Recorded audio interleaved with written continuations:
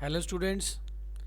तो आपके जो है बाई मंथली टेस्ट चल रहे हैं पीएससीबी स्कूल्स में। तो आज हम लेके आए हैं फिज़िक्स क्लास 11th का बाई मंथली टेस्ट दिसंबर 2024 का।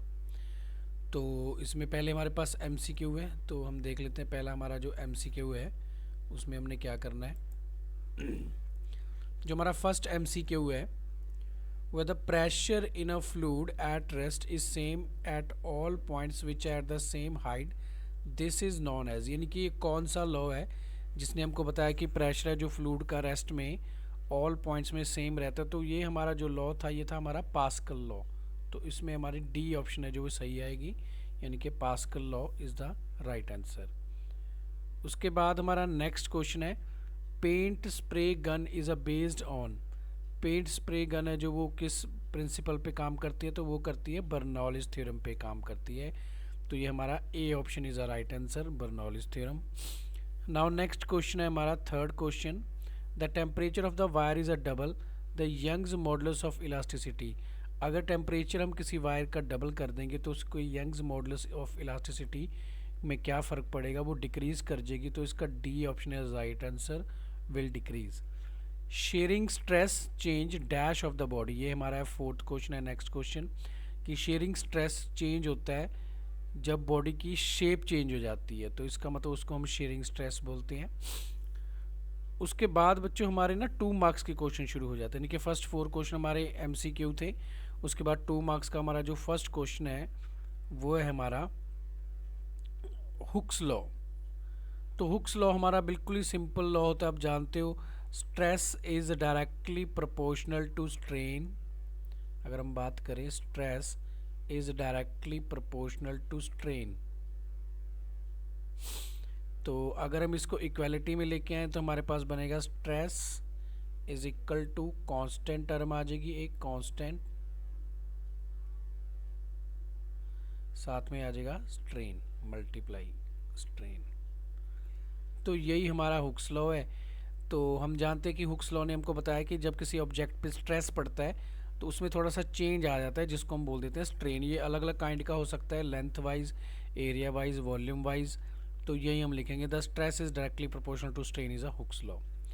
नाउ नेक्स्ट क्वेश्चन है हमारा, define the term relative velocity. Relative velocity क्या होती है? तो रिलेटिव वेलोसिटी की डेफिनेशन अभी आपको स्क्रीन पे दिखाई देगी। The relative velocity is defined as the velocity of an object with respect to another observer। यानी कि रिलेटिव वेलोसिटी जिसको हम मान लेते हैं कि वी आर बोल रहे हैं, तो ये क्या होती है, ये हमारी किसी दूसरे ऑब्जेक्ट की रिलेशन में, अगर हम किसी दूसरे ऑब्जेक्ट की वेलोसिटी पता करें तो उसको हम रिलेटिव वेलोसिटी बोल देते हैं। It is the time rate of change of relative position of one object with respect to another object. दूसरे ऑब्जेक्ट की वेलोसिटी से पता की जा सकती है। ये हमारे 2 मार्क्स का सेकंड क्वेश्चन था। उसके बाद हम बात करते हैं थर्ड क्वेश्चन की। हमारी थर्ड क्वेश्चन है, state the law of flotation. भी कब ऑब्जेक्ट है जो वो फ्लोट करता है और कब सिंक कर जाता है, तो इसका भी आपको स्क्रीन पे अभी आंसर दिखाई देगा। When the weight of the liquid displace by emerged part of a body is equal to the total weight of the body, a body floats in the liquid. जब किसी ऑब्जेक्ट का wait water को उतना displace कर दे जितना उसका body का wait है, तो वो फ्लोट कर जाती है। इसी को ही लॉ ऑफ फ्लोटेशन कहा जाता है। तो उसका थर्ड पॉइंट देखिए, while floating the weight of the floating body weight of the liquid displaces by emerged part. तो ये हमारा था थर्ड पॉइंट।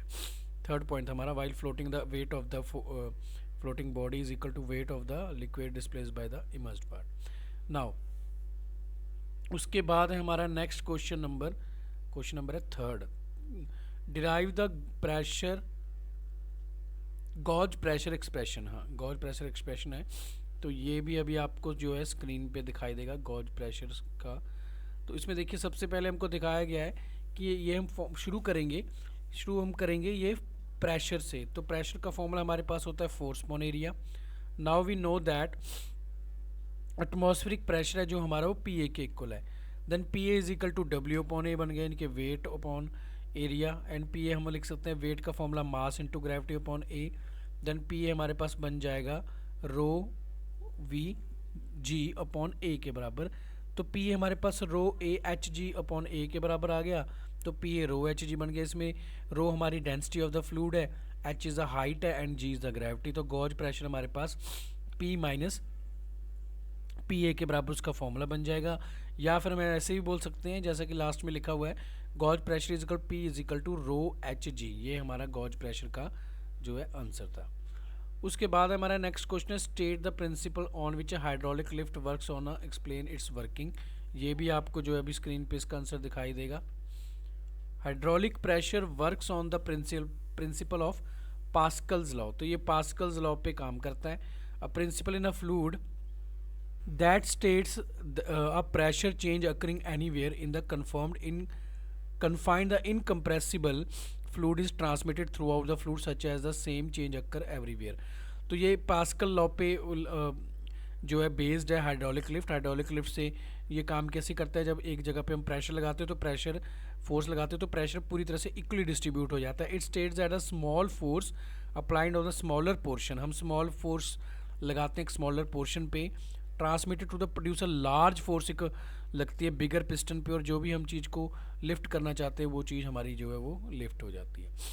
ये थे हमारे 3 मार्क्स के दोनों क्वेश्चंस। उसके बाद हमारा 4th मार्क्स का लास्ट क्वेश्चन जो कि बर्नौलीज थ्योरम है, जो कि मोस्ट इंपॉर्टेंट थ्योरम है हमारे सिलेबस की बर्नौलीज थ्योरम। तो ये भी अभी आपको जो इसका आंसर है वो स्क्रीन पे दिखाई देगा बर्नौलीज थ्योरम का। तो हाँ, ये है बर्नौलीज थ्योरम। तो बर्नौलीज थ्योरम का सबसे पहले तो हम जो है इसका एक फॉर्मूला कैसे ड्राइव करेंगे। Bernoulli's equation formula is a relation between pressure kinetic energy and the gravitational potential energy of a fluid in a container. ये मतलब 3 चीज़ों का सम है, kinetic energy, pressure energy and gravitational potential energy. तो इसमें हमारा जो फॉर्मूला पी जो आपको स्क्रीन पे दिखाई दे रहा है, P plus half rho V square plus rho H G is a constant, where P is the pressure of the exerted by the fluid, V is the velocity of the fluid, rho is the density of the fluid and h is the height of the container. Bernoulli's equation gives the great insight into the balance between pressure, velocity and elevation। तो इसकी figure भी आपको screen पे दिखाई दे रही है। देखिए उस फिगर में आपको दिखा रखा है कि जो एक ट्यूब है, एक ट्यूब जिसमें लिक्विड फ्लो कर रहा है, उसका जो एरिया है वो ए है, A1 एरिया एक पॉइंट का, और दूसरा A2 है। तो और आप इसमें हाइट भी देख सकते हो, पहले हाइट y1 है, दूसरी y2, इसको h1 है या h2 भी बोला सकता है। तो दोनों पॉइंट्स में वेलोसिटी का भी डिफरेंस है v1 एंड v2, बट अगर इनकी kinetic energy, potential energy and pressure energy का हम सम करें तो वो हमेशा कांस्टेंट आएगी। यही हमारी बर्नौलीज थ्योरम है। तो स्टूडेंट्स ये था आपका by monthly physics 11th class का दिसंबर 2024 का पेपर। आई होप यही पेपर हो सकता है कि आपको जो आपके स्कूल वाले जो टीचर्स हैं यही पेपर से हो सकता है आपको दे दें आपके बाई मंथली टेस्ट के लिए। अगर आपका अभी तक ये पेपर नहीं हुआ है तो आप इसको तैयार कर लीजिए, ठीक है। इसके बाद हम और भी जो है आपके सॉल्यूशंस इस हमारे चैनल पे अपलोड करते रहेंगे, और इसका PDF आपको हमारे टेलीग्राम चैनल पे मिल जाएगा।